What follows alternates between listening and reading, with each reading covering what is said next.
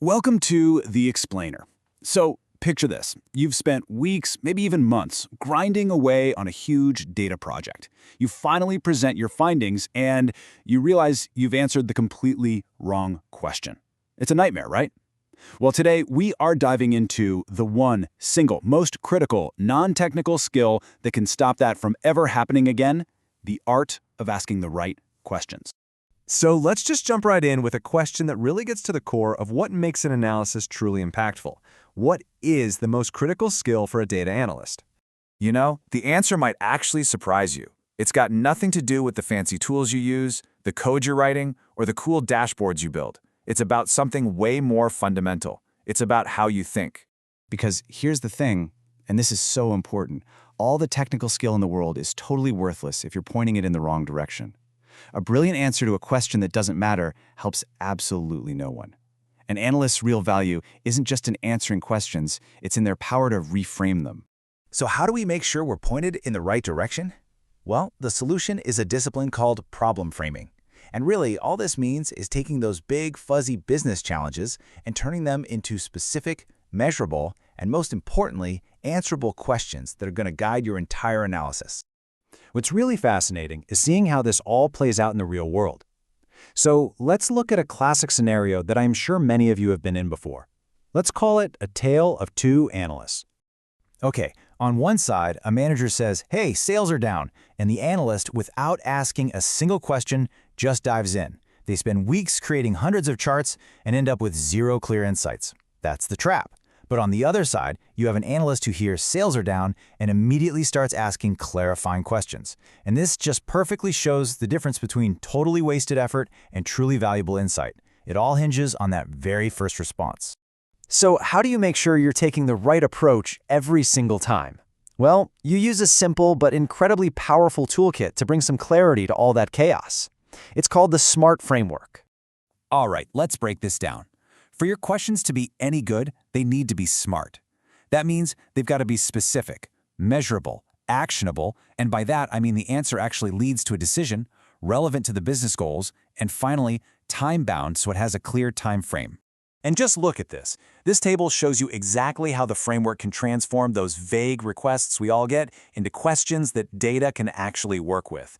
So you go from something like, "Are customers happy?" which, how do you even measure that, to what percentage of customers rated their experience 4 or 5 stars in Q4 2024? See the difference? That's specific, measurable, actionable, relevant, and time-bound. One is just a feeling. The other is a fact you can actually go find.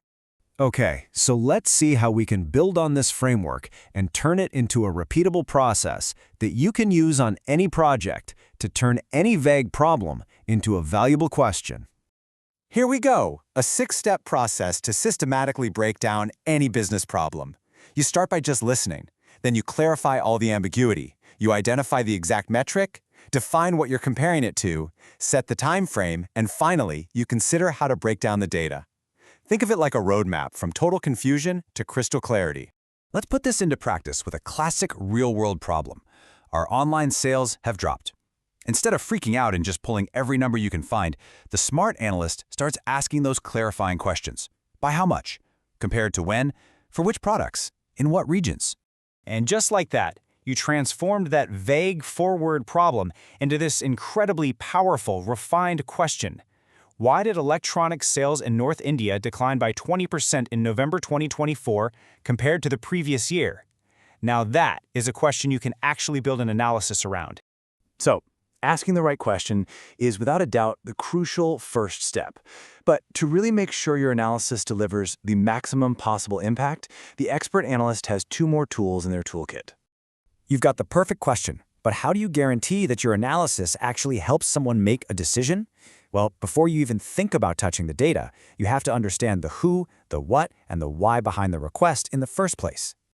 This is where gathering stakeholder requirements comes in. It's so important. Before you write a single line of code, ask your stakeholders these 5 simple questions. My absolute favorite is the first one. What decision will this analysis inform? But you also have to think about who the audience is. Is this a detailed report for the team or a high-level summary for the execs? What format do they want? Knowing these answers will focus your work like a laser beam. And our final tool is hypothesis formation. Look, to avoid getting totally lost in an ocean of data, you have to start by making an educated guess about what you think you're going to find. This is what keeps your exploration focused and gives it purpose. And you don't need to be a scientist to do this, I promise. Just use this super simple structure. I believe X is happening because of Y, and I can check this by measuring Z. This simple sentence creates a strong, testable hypothesis that's going to guide your entire process. So, wow, we have covered a lot of ground. From understanding the real cost of vague questions to using these frameworks for clarity. So what are the most important things you need to remember to make your own work way more impactful? Let's do a quick recap. Just remember these 5 principles. First, the question you're asking is always more important than the tool you're using. Second, use that SMART framework to make your questions super precise.